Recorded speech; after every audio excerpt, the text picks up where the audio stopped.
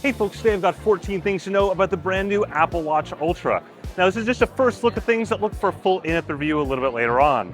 The first thing you're going to notice is the new action button on the side right there. This allows for easier access to the watch, to controlling the watch when you're wearing gloves. And in particular, there's the ability to go ahead and customize what happens when you press that button. So it can be used, for example, for setting a lap while running. It can be used for different actions to open up a particular app. You can customize that in the watch itself. The next thing is they've increased the digital bezel size, so it's larger. Again, all that usage in the outdoors, in the elements, in rain and snow, and even underwater while scuba diving, which we'll talk about in just a second as well. Next, there's the increased battery life. It's 36 hours in that regular standby mode, up to 60 hours in a low power standby mode. And on top of that, they've also increased the battery for sport mode. In particular, there's a new lower power sport workout mode, which Apple says they can accomplish an entire Ironman triathlon, but usually up to 17 hours for an Ironman triathlon. Though that is in a lower power mode, and there's not a lot of clarity on what happens in that lower power mode from a sports standpoint in terms of what those trade-offs are. Still, that's way beyond the existing Apple Watch capabilities to be able to complete a full Ironman triathlon. Most triathletes that have used the Apple Watch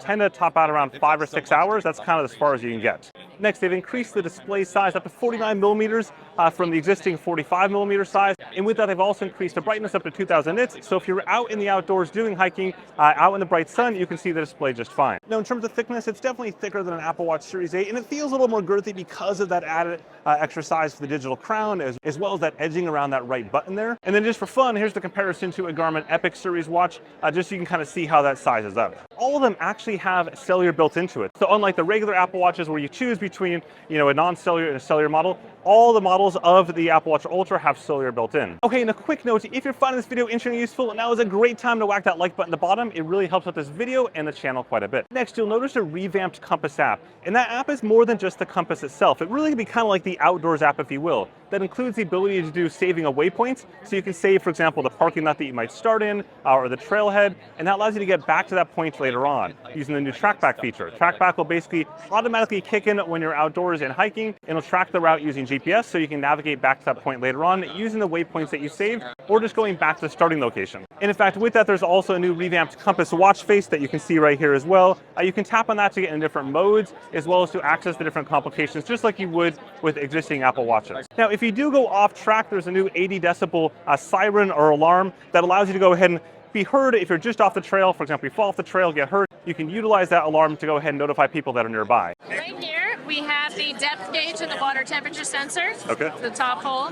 You know the digital crown? It's about 30% bigger than Series. That is a microphone. Yep. We've got the side button. There's the second microphone. Yep. Over here, you've got the third microphone.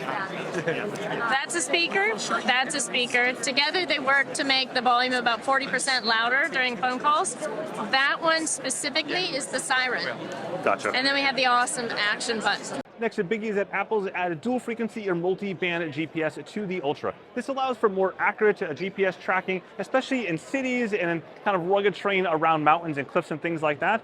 We've seen Coros and Garmin add this over the past year to their watches, their higher-end watches, even their mid-range watches, so it's neat to see Apple add this here as well. Obviously, this is something I'm going to put to the test as part of my full in-depth review a little bit later on. Also, Apple says a track running mode is coming a little bit later on this year. That'll automatically snap to outdoor tracks, similar again what we've seen from other companies in this space, in that endurance running space. And it basically ensures there's more accurate GPS tracks that when you're on the track and that your splits match exactly up to the lines on the track itself. Now, one area that's entirely new to Apple is using this as a dive watch. The traditionally area that most watch companies tend to shy away from a safety standpoint, but in this case, Apple has certified the device up to 100 meters of water depth resistance, which is more than enough for most scuba operations, and they've created a new dive app built into the watch itself. And I'm a scuba diver myself, so I do a fair bit of diving, but they've partnered with a third-party company for a scuba diving app there that has way more capabilities. It doesn't sound like it has some of the multi-gas capabilities and things like that you might expect, but still, it's got all the baseline for recreational diving. Next, there's a couple of speaker changes and microphone changes. First off, they've increased the number of speakers and the loudness of the speakers,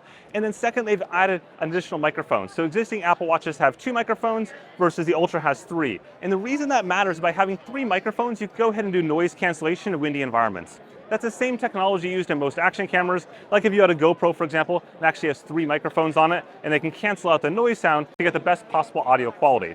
Next, in line with the Apple Watch Series 8, they've added temperature tracking to this. That's primarily used for female health tracking, in particular ovulation cycles. That'll historically tell you what your ovulation date was. It's not looking forward yet. That's something that you see, for example, from Whoop and Aura and others, but it is go ahead and tracking your ovulation cycles from a historical standpoint. Also added to the Apple Watch Series 8 is vehicular crash detection.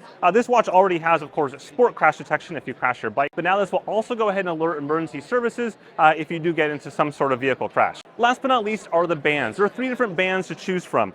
You've got this method here, this one that basically hooks on back onto itself. You've got one that's for diving here. This one is kind of a more of a silicone feel. It's again designed to go over wetsuits. And then finally you have a trail edition here, very similar to what you see in a lot of trail running watches. Having tried all these a few times now, I'd say the trail is probably my favorite, followed by the ocean one. I'm not a huge fan of this particular strap. It's nice once it's on your wrist, but it's honestly a pretty big pain in the butt to get on and off your wrist every single time. Maybe it's something to get used to over a longer period of time, but for myself, I've ordered the trail edition is the one I'm gonna go with.